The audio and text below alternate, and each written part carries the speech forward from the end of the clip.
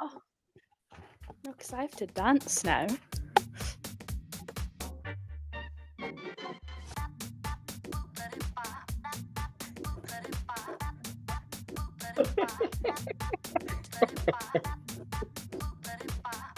He's falling, he's falling, he's falling over.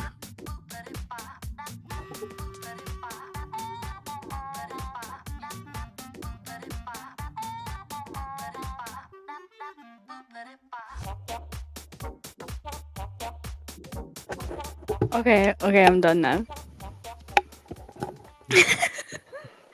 Jesus Christ. Okay, you guys that are chiming in now, you're going to learn very quickly that my angles will change constantly because I constantly want to try new ones. And that's okay. I'm stressed. Okay, hey guys, welcome back to the Eclectic ADHD podcast. Grab a cuppa, get comfy, and enjoy the chaos. I'm your host B, and this is your co-host Dakota, who is eating pizza, I assume. Yeah, I'm eating pizza. I thought so. Okay. It's got cheese on the Well, crust. but yeah, this is my most recent thing, my most recent angle I thought about. I'm not sure if I like it too much, but it has more going on in the video, so It I think looks it a looks lot a little better. bit better. Yeah. Rather than plain. So let's start off with our usual Tell Anonymous questions. We got a couple.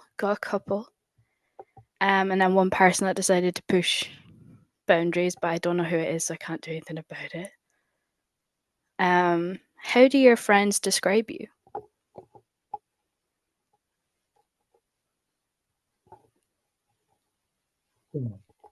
By all means, move at a glacier pace. You know how that Sorry, thrills me. I was cleaning the food out of my mouth. All right, so, well, the friends that I have right now would probably. I'm sorry, I love you. I know you have friends, baby. Don't feel like it now.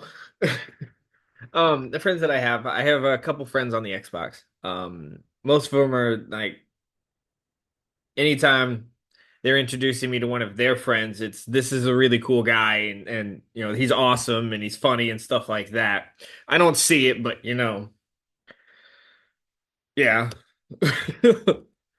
You're But very funny, baby. if I had to go with people who know me in real life, I would probably have to go with what Sean used to describe me after he met me the first time. He said I was very intimidating, even though I'm shorter than him. He said I was intimidating. I was a little bit scary because there's an unknown factor. Obviously, he doesn't think that anymore. At least, I hope he doesn't. Um, but you know, that's I can be pretty intimidating in person. It's not that I try to. It's just it happens, unfortunately. So that you know, cool and scary would be how my friends describe me. I think Sean found you so intimidating because you looked like you wanted to kill him when you first saw him. Because the backstory with that, um, Sean is. Why am I echoing? Oh, Sean is the Almighty God. Oh my days, that was so accidental. Shambles this episode. Um, Sean is my best friend, and obviously, because he's a guy, there's a lot of stigma between girl best friends and guy best friends. There's especially when your partner doesn't know them and has never met them. There's tension there of an unknown factor. And then when, and also Sean didn't really quite like Dakota because he didn't know him. So there was nothing like positive or negative he could say. It was like a neutral sort of ground. Everything that I told him, he was like, "Well, I'm so happy for you," but that was the kind of deal. But yeah, when Dakota first met Sean, he was like squaring him up almost, and it was very funny because Sean was also like trying to fluff off his feathers to make sure that I knew that I was protected if I didn't feel safe. And it was the sweetest thing ever, and I don't think he even knew he did it, but it was just the cutest thing ever. I don't think he did. I don't think that he realizes when he does that, he creates a lot of openings. Because one of the few things that he does when he like fluffs up his feathers and stuff like that is he tilts his head up. He Yeah. tilts his head up just to like, I'm big, I'm tall, look at me. And when he first did that to me, I just looked at him and went, and that's a throat punch. Your tongue's getting bit. And you have completely exposed your entire lower half, sir. I will bring you to your knees in one hit.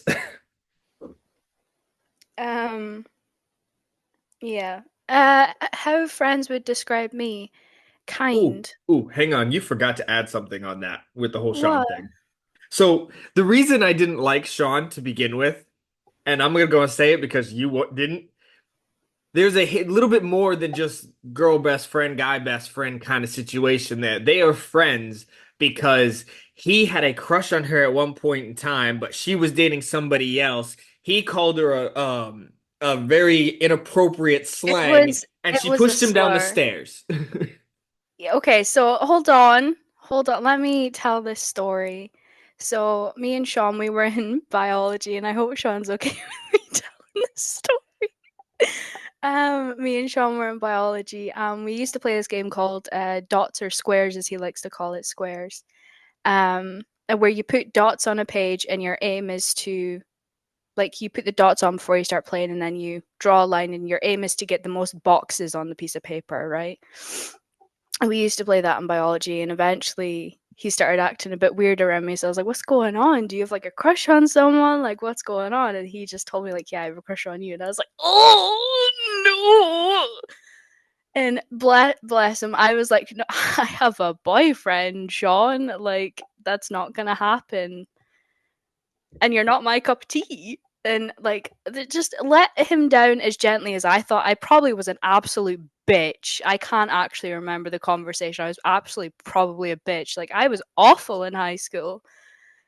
Um, and since after that point, he developed a sheer hatred for me, and I developed a sheer hatred for him because he got more and more nasty. And it was just, it's looking back on it now, it was the most stupid, petty things ever. Like, I would steal his pencil case in math class just because I could. What was he gonna do? Stand up to me? No, he fucking wouldn't. Like, it was the All most the way up until petty it came to thing. a head and you threw him down the stairs. Yeah. So in math class one day, Sean just kept nipping at me. I wasn't in the best space, and I warned him. I turned around because he sat right behind me. And I looked at him and I was like, if you fucking say one more word, I'm gonna fucking hit you. And he like was like, whatever. And then leaving out the class, he made sure he was at the door so he could fucking run. He turned around to me. He was like, I can't remember the full words, but he said something. So I like walked towards him, and he got to the stairs. And what he said was words. I'm not going to repeat them because Yeah, I'm. I would say let's not repeat them. But he Um, said something, and I switched, and chaos switched out, and chaos threw him down the stairs, and then flew down the stairs and beat him up at the bottom of it. But like, and then so then we became best friends after it. So but so they didn't she never really explained to me the kind of relationship that they have.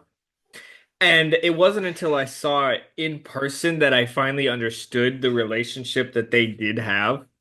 Because I mean, you talk about, he's a Christian, yeah, hardcore Christian, like all the way. Obviously, she's not. So for me, it was like, I don't understand how they're friends. What's the dynamic? What's the relationship going on like? And then I finally met him in person and I realized what it is. It's opposing factors. It's always the opposing factor is how they're friends. He's a hardcore Christian, she's not. I'm a Controversial Satanist. conversations are what always happens between the two of them. And that's what makes it work. But because but she'll say what one thing, he'll go, "No, we do it this way," and then she'll go into a whole tangent about it, and then he'll go and do it, and it's just they go back and but forth with it. But we're very respectful with our points. Like the other day when Sean came over, we were sat just talking about our religions, and he was like, I don't see myself as a religious person. I just see myself as having a very strong faith. And I was like, I absolutely agree with that. I think faith is very different to religion. And we were just speaking about it, and I was like, because we actually talked about our points on Lucifer and how he's the devil and his point of view on Lucifer and the stories that he was brought up with versus the stories that I researched into and I found my way with Lucifer. And they're very different, but they're still the same person. And we have a lot of respect between us in our friendship and is beautiful. Anyway, we're on a whole different fucking tangent. How friends describe me. Um, I would like. I've never had anyone heard anyone describe me as stuff. Um, but I would like to say that they think I'm kind, brave, strong. I think, but no one's ever described me as that. I've never heard someone go, "You're a very kind person." Throat punch them if they looked at me and was like, "You're very gentle." Bitch, the fuck, I'm not. Come at me. I'll prove to you I'm not. Yeah, so How would you describe me in a friend view? in a friend view, Hmm.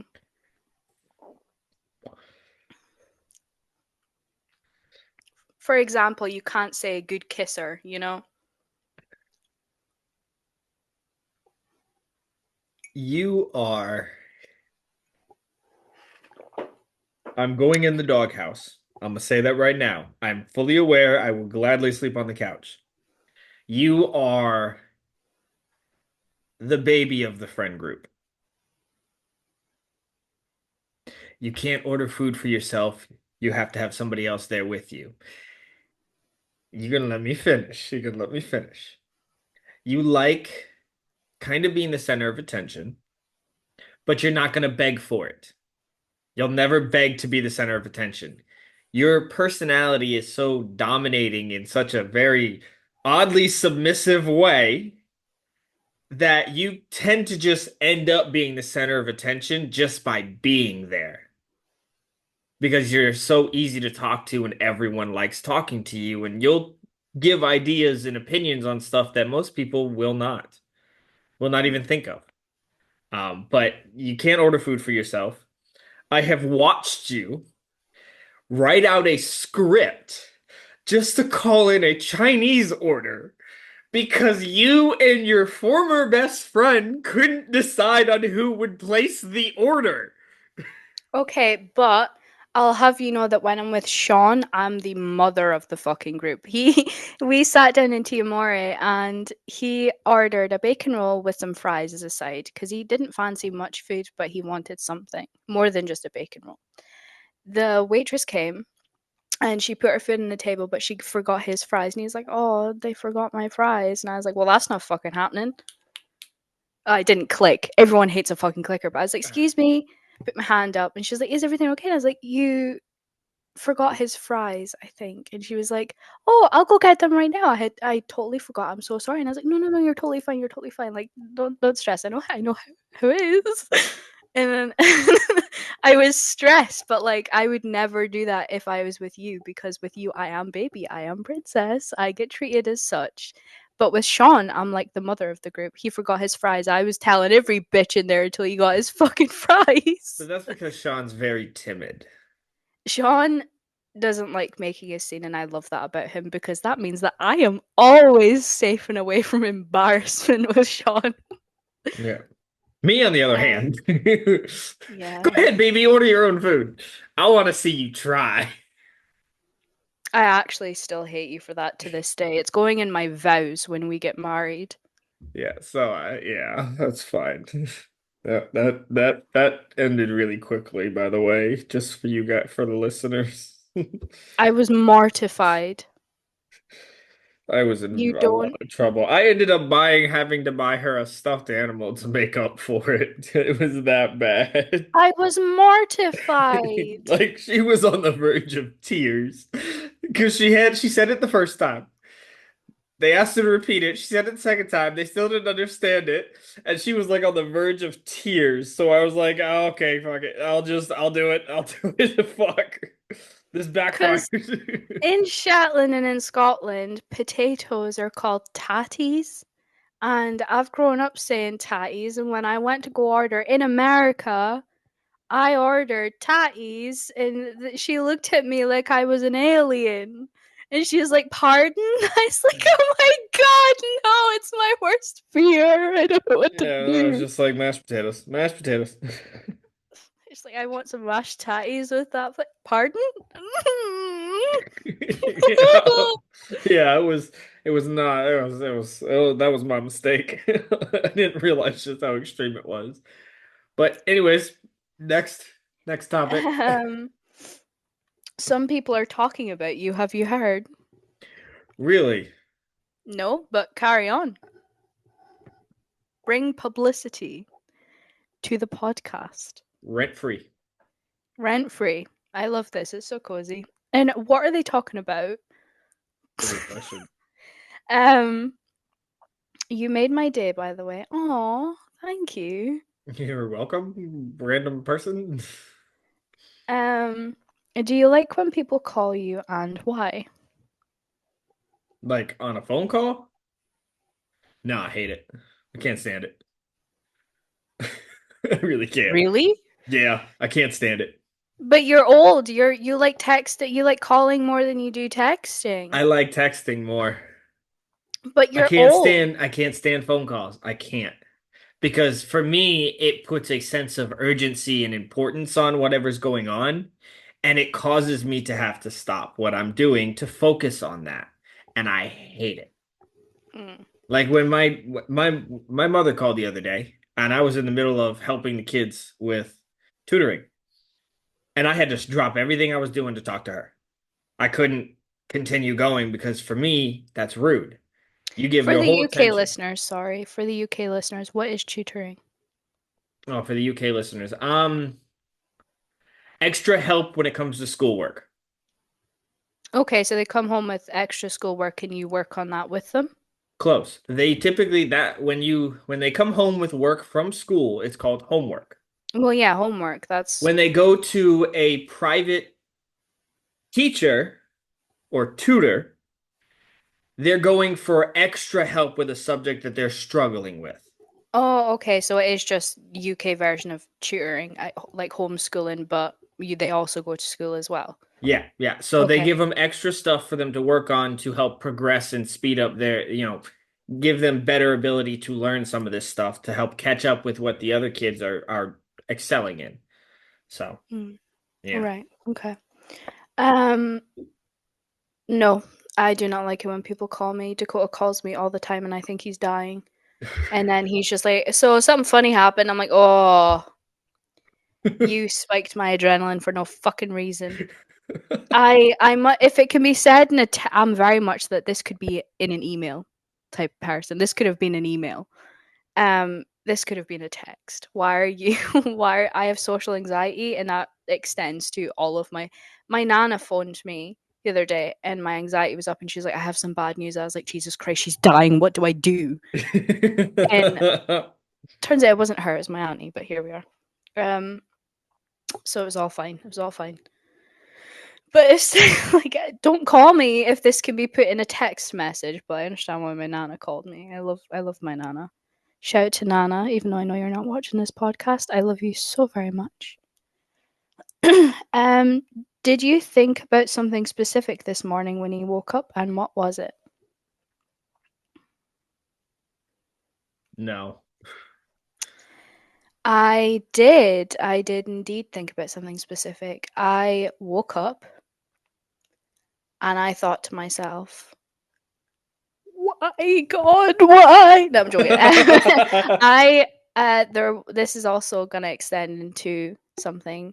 I will not be putting out an episode next week, next Wednesday, because I'm going away on holiday tomorrow for the first time in like 9 years. I'm going abroad to have a week long relaxing holiday for free, might I add, for free for all the people wondering how I'm getting all this money, I didn't. I'm going away scotch free. And it's gonna be the best fucking thing ever. That's the first thing I spoke about. Was going on holiday. Because I had to pack today. Um, yeah. Would you say you're a daydreamer? Yes, all the time, especially when I'm driving, which I know Well, is not safe, but I tend to create conversations and fantasies in my head while I'm driving to just kind of try to pass the time. So I kind of go into autopilot while I'm driving the truck, and my mind just goes wherever the fuck it wants to go. And there's many a times I've come home, plopped down on the bed, called her, and went, "I made myself mad. I need you to fix it." because usually it's about me with someone else, and he's just Yeah. pissed off. Yeah. It's just my mind went from one thing to the other, and usually it starts with like, what I would do if a cat ran across the road, and then it goes from the cat to the Warrior Cat series, and then it goes to books, and then it goes to Bee because she always reads, and then it just keeps progressing from there, and then by the time I'm done, I'm either in tears because I went way too far, or I am so mad I'm shaking. And it's always within like 5 minutes of making it home that it suddenly just boils over, and I'm just like, fuck. And then I have to pick up the pieces and be like, no, baby, I would never do that to you. It's all in your fucking head. Yeah, so it's like fuck. I am definitely a daydreamer, especially when I don't think it counts when I'm reading books, but I imagine I'm there in my books, and it is really difficult to pull myself out of because it was the other week that I started reading at like 6 o'clock at night, and I stayed up till 8 o'clock the next morning, and I didn't realize, and the sun was up and the birds were fucking chirping, and I was like, oh, I fucked up, and I finished the book in one day. But I daydream normally. I imagine myself in, like, if there was cameras in my house, I would be fucking famous on any social media platform because the things I do, I imagine that I'm having arguments with people. I imagine that I'm in a fucking singing competition. I imagine I'm in a dancing competition. It's just horrific.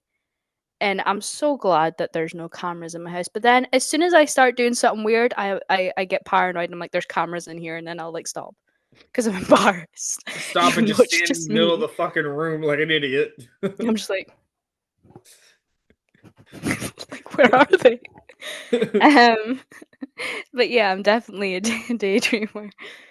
How much stalking do you think is okay when you're interested in someone?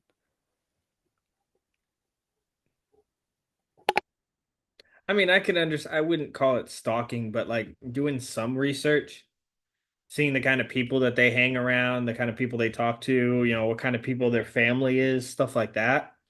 I could understand doing that, especially when you meet someone new. Even if you're interested in somebody, but going any further than that is really weird.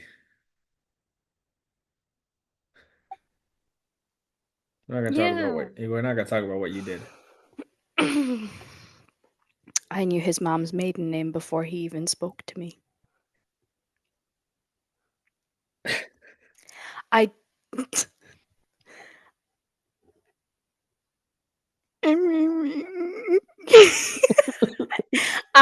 I don't like people being in my life if I don't know anything about them, and he was a very much closed book when I first met him. So I was like, "Fuck it, I'll find out for my goddamn self. I don't need you." So I found out a lot about him very quickly. And when he told me, I had to act surprised and be like, "Really? Wow, that's so interesting. I knew this 5 months ago." um,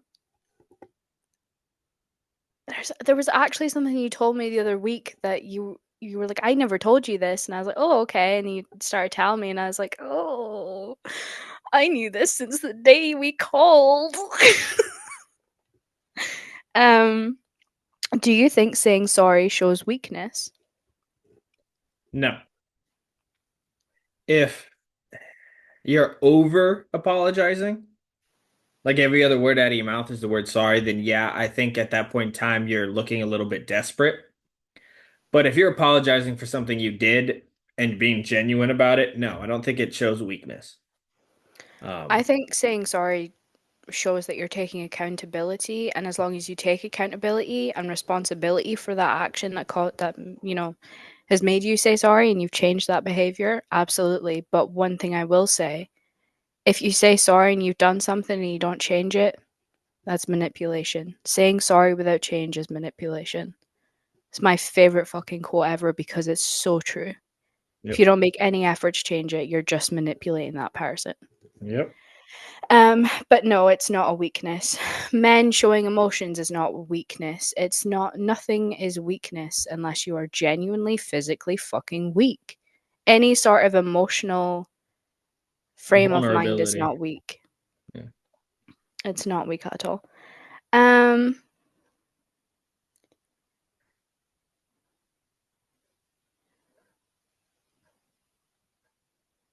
what thing have you had a huge fight over your siblings? With over your siblings? There's any number of things when it comes to my siblings. But I think the one Lings? thing, any number of things. Siblings? Plural? Well, yeah, You have one brother. and two half brothers Oh, or they don't step count. brothers. Excuse me, step They brothers. they don't count. Well, one of them does count because the situation resulted in there being absolutely no relationship between me and him. But I'm not going to get into that because that's a personal thing that is affecting his life that You know, tell me that ultimately, story after. I want to hear yeah, that. yeah. But I think the big one that drastically changed the relationship between me and my brother, um, would be the fact that growing up, it was always you have to look out for your brother. Your brother has issues. You have to keep an eye on him. You have to be the responsible brother. You have to take care of him. You got to do this. And basically, my parents told him to be his brother's keeper. And because of that, it caused a massive argument all the time because he won't act like my brother anymore. He acts like a parent, unfortunately. And that sucks. So anytime we have arguments, because he's trying to look out for my best interest because he basically trained himself to do that. And I'm just looking for a brother to goof off with. So, Yeah, that's actually very common because me and my sister had that argument a lot before she realized that I wasn't a baby anymore and I didn't need her constant protection. I'm very thankful that she was there and still is there if I ever need her in that capacity. But she's learned that I'm more than capable of taking care of myself, and just having a sister is all that we each need. We don't need a mother. We don't. We've not had a mother in our lives for nearly a decade now, so there's just no need for one. And it's really our me and my sister's relationship has come very far. I mean, we're going on holiday together tomorrow. It's come far. Before we would fall out every single year, and it would be for months on end that we wouldn't talk. And now we've been talking for over a year, and there has been a few hiccups and blips, but I have learned to speak up when things happen and when things upset me. And she's learned to not immediately go on the defense and accept what I'm telling her is my reality, even if she didn't mean it like that, then that's okay. She'll, we've come far in our relationship. Um, that's all the tell anonymous for well, that's now. good. We only have 8 minutes left, anyways. But we didn't even discuss periods. I know. Aww. Okay, well, any guy that's grossed out by periods is fucking disgusting and not a guy. I'm just gonna unless you have an aversion to blood and you feel faint, then that's the only valuable excuse. But if you're a guy and you're like, ew, she's bleeding, or if you're with a girl, heavens forbid, she bleeds on your bed in the middle of the night 'cause she didn't know her period was coming, and you go, ew, that's so gross. Grow the fuck up, grow a pair of balls. Okay, that's the end of the discussion topic. Women as well. Women need to stop being like, oh no, people can't see that I'm on a period. Yes, they can. It's normal. It's human. It's what helps your body continue going. I will say this though. I had no issues with periods till I met you. I still remember the first time when I finally realized just how much you bled. I have a very heavy flow. I actually looked at her and went, "Are you okay? Do I need to take you to the hospital? That's a lot of blood." Not only that, you proceeded to walk through to our roommate at the time and tell him exactly how much blood I had passed in an hour. And Yeah. you were like, "I think she's dying. What do we do?" And you were both like plotting how to get me safely without bleeding out. And I was just like, I was just getting ready for a shower. Like I didn't give a fuck. Like, I wasn't going anywhere. This is I was normal for me. I was full on panicking. I didn't know what to do because I didn't know that that was possible. So I was Yeah. like freaking the fuck out. I have very heavy periods, and one thing that actually saved my life was period pants. I don't like sitting down after a couple hours on the toilet and having to change a pad and it's disposable, it's not reusable. I don't like that. It's just a waste of my fucking money. But period pants are the best things I've ever gotten in my life. Ever. Because all I need to do is rinse it out with cold water. Is a bit minging because I have to get all up in my blood, but like that's how you clean it. You rinse it out until the water runs clear with with the pants, and then you put it for a wash, and then that's you again. That's reusable. It's the best things ever. Anyway, guys, thank you so much for chiming in, listening to our rants and shambles of a podcast. Let me know what you think about my new camera angle. I do have my ring light behind me, so it's better lighting. Otherwise, that lamp would just Yeah.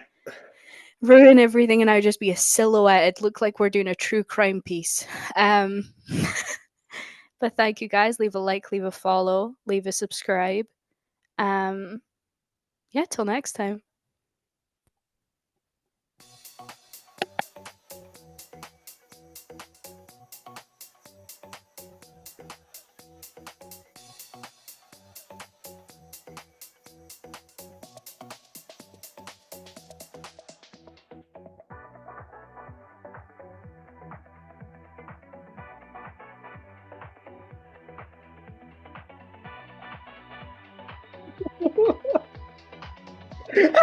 No, I'm done. I'm done.